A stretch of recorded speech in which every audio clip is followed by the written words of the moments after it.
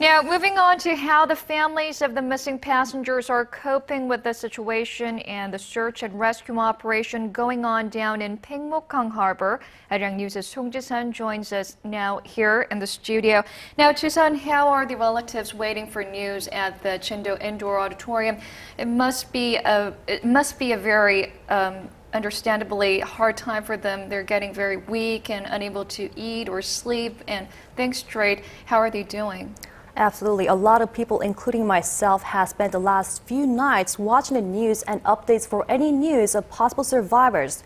But we can only imagine what the parents must be going through over the past 4 nights. And after the news broke that 3 bodies were discovered from within the ferry Saturday, parents of the missing rushed to port to identify whether the victims were their children. Their disappointment and despair soon turned into anger, and dozens of them attempted to travel to Seoul this morning to try and get into the presidential office of Cheongwade. They wanted to demand the pace of the operation be picked up with a better organized protocol system.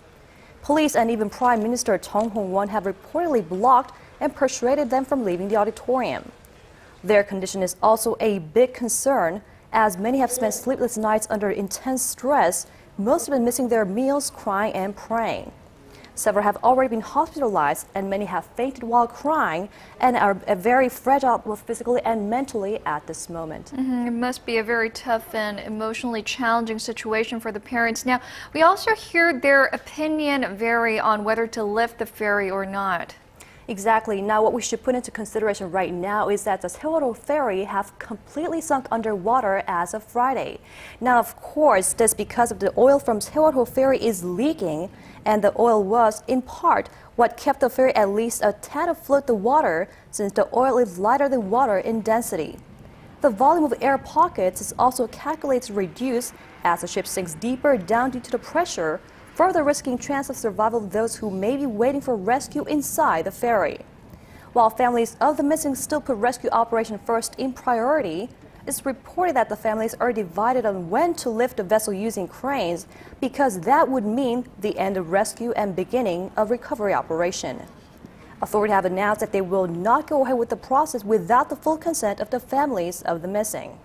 To minimize the risk of bodies drifting too far away, they have set wider nets around the area following requests by the parents. No parents could let go of hope when it comes to their children. It must be a terribly difficult decision for them to make in the coming weeks or days. Now, how will the rescue operations continue today on this Sunday? Well, we're expecting a better progress today because they have discovered an entry into the vessel, and that means they have secured an entry into the sunken ship, and they will be able to further search within the ferry at a faster pace from now on. The rescue team will attempt to approach the cafeteria, rest area, and convenience store, where a lot of passengers were expected to be present at the moment of the accident, and whether there are any survivors on the sunken ferry could be determined as early as this Sunday when the divers reach that far. And for that rescue, at least 556 rescue divers are going to be put to this task, as well as over 200 vessels, which will also be used for that task. We sure do expect to hear about more progress today. Thank you for that update, Ji-sun. Thank you.